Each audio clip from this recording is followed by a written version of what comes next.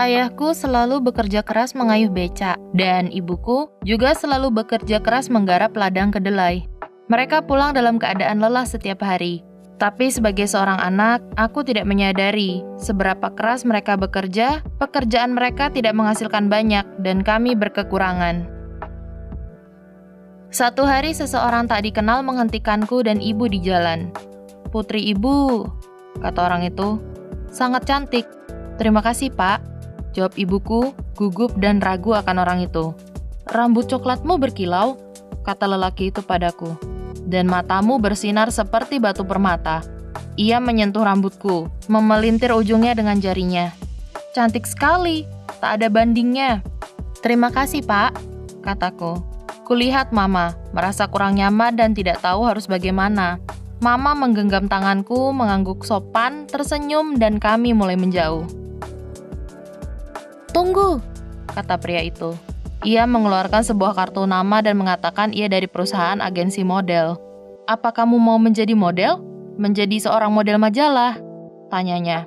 Aku tahu rambutku berkilau dan mataku memang bersinar, dan aku juga tahu penampilanku bisa dibilang cantik di antara gadis-gadis lainnya. Tapi aku juga sadar untuk tidak membanggakan hal seperti itu terang-terangan. Aku tidak ingin berlagak atau menyombongkannya. Lagi pula, aku juga tidak ingin muncul di majalah. Aku tidak ingin menjadi pusat perhatian, bahkan di antara keluargaku sendiri. Aku tidak ingin dilihat oleh banyak orang asing. "Tidak, terima kasih," kata ibuku cepat. Ia menarik tanganku dan kami mulai berjalan menjauh. Aku merasa lega. "Kamu bisa menghasilkan banyak uang," seru agen itu. Ibuku berhenti dan berbalik. "Berapa banyak?" Seminggu kemudian, ibu dan agen itu menandatangani kontrak 1 tahun dan memasukkanku ke sekolah modeling. Ibuku yang menandatanganinya sendiri, bukan aku. Ibu bahkan tidak pernah menanyakan apakah aku ingin menjadi seorang model. Sekolah model itu tidak mudah. Kami harus berjalan dengan cara tertentu, menggerakkan pinggang dengan cara tertentu, memposisikan pundak kami dengan cara tertentu, menegakkan kepala kami dengan cara tertentu, dan selalu memasang mimik yang pas. Gadis-gadis lainnya cukup baik, tapi aku tidak bisa berteman dengan mereka. Mereka semua bersemangat masuk sekolah ini, bercanda dan bersenang-senang satu sama lain, dan suka saat orang lain melihat ke arah mereka. Sedangkan aku hanya berdiam diri dan tidak pernah merasa cocok. Aku menjalani sesi foto pertama tidak lama setelah masuk sekolah model dan ibu pergi denganku. Orang-orang sangat baik padaku, dan ibu memastikan hal itu. Untuk mereka yang melihat hidupku, mereka berpikir semua baik-baik saja. Dari luar, kelihatannya seakan ibu dan aku sangat akur, seperti keluarga bahagia normal. Tapi di dalam, aku merasa tidak nyaman sepanjang waktu, terutama dengan ibuku. Aku bekerja dengan baik dan dibayar dengan baik juga, seperti yang agen itu katakan. Ibu dan ayah menggunakan gaji pertamaku untuk memperbaiki beberapa hal di rumah kami, dan ibu membeli jaket kulit yang sangat bagus untuk dirinya sendiri. Aku merasa bangga bahwa aku bisa membantu mereka seperti ini, walaupun aku tidak begitu suka modeling. Tak lama, ibu begitu bersemangat memberitahu bahwa agenku memesan sesi foto yang lain untukku. Kutekan semua ketakutanku dan mengabaikan perasaanku. Aku melakukannya dan bangga menghasilkan uang untuk keluargaku. Sesi foto datang dan pergi, dan uang yang kuhasilkan juga datang dan pergi. Uang yang kuhasilkan dari modeling seakan meringankan beban di keluargaku. Ayah pulang lebih cepat di siang hari dan beliau menghabiskan waktu denganku dan ibu. Ibuku berhenti dari pekerjaannya sepenuhnya. Ibu pergi ke semua sesi foto denganku dan memastikan aku memiliki semua yang kubutuhkan. Walaupun sebenarnya ibu terkesan lebih peduli dengan sesi fotonya dibandingkan apa yang kurasakan, kuikuti keinginan ibu.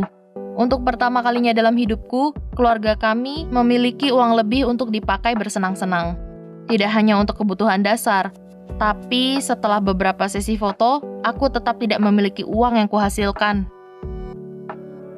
Suatu hari, ibu pulang dengan beberapa tas dari toko mahal.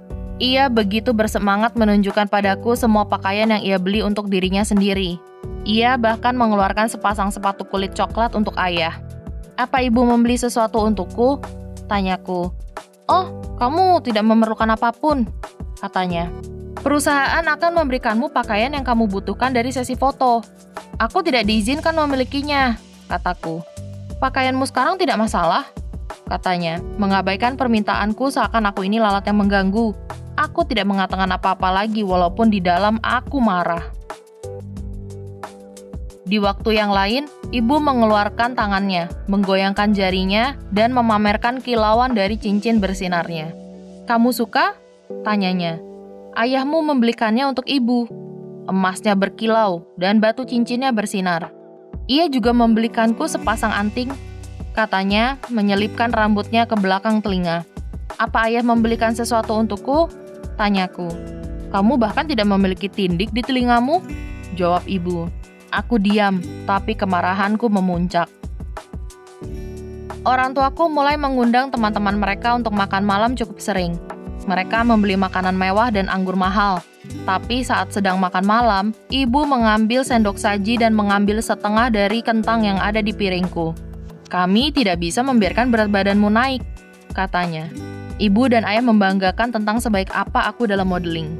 Oh, aku penasaran siapa yang membayar untuk anggur yang enak ini, kata teman ayah bercanda. Mereka semua tertawa dan setuju bahwa aku anak yang membanggakan. Anak yang baik, dilihat dari bagaimana aku membantu keluargaku. Aku bangga padamu, kata tamu kami saat mereka pulang malam itu. Kamu anak yang berbakti, contoh yang baik. Aku ingin meluapkan amarahku pada seseorang. Tidak ada yang peduli perasaanku. Aku merasa siap meledak. 2 bulan sebelum kontrak dengan agenku berakhir, ibu bertanya, apa kamu mau mencari agen lain atau sebaiknya kita memperpanjang kontrak sekarang? Aku tidak mau, kataku. Oke, kata ibu. Aku akan menelepon beberapa orang dan kita akan menemukan agen yang baru, agen yang lebih baik, katanya sambil membalikkan halaman majalah. Tidak, kataku tegas. Aku tidak ingin menjadi model lagi. Aku bisa merasakan kemarahanku akan meluap. Apa? Tanya ibu. Awalnya kukira ia tidak mendengarku. Ia bicara pelan sekali, hampir seperti berbisik. Kubiarkan keheningan itu menggantung. Apa ibu tidak salah dengar? Itu adalah pertanyaan retorikal. Wajahnya mengerut. Apa kamu baru bilang bahwa kamu tidak mau lagi mengurus keluargamu? Apa kamu bilang?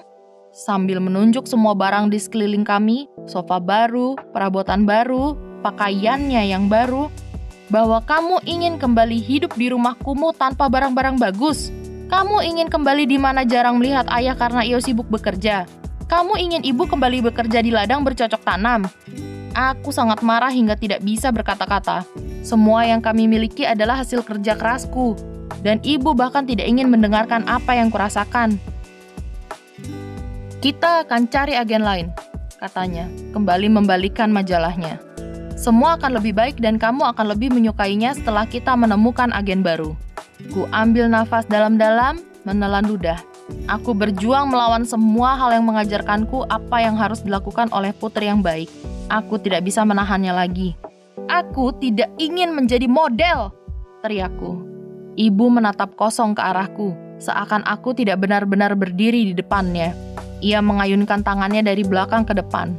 Tangannya terasa menyengat di wajahku, sampai aku tidak merasakan apapun, hanya sengatan tajam. Pipiku terasa kebas, kemudian berubah merah, dan jutaan jarum seakan mulai menusuk. Aku sudah berusaha mematuhinya, aku sudah berusaha berbakti, aku sudah berusaha menjadi contoh panutan. Aku tidak tahu bagaimana aku bisa tetap tenang. Mungkin dikarenakan waktu yang kuhabiskan untuk berjalan sesuai aturan dan tersenyum saat disuruh, dan menjaga mimik wajahku tetap tenang.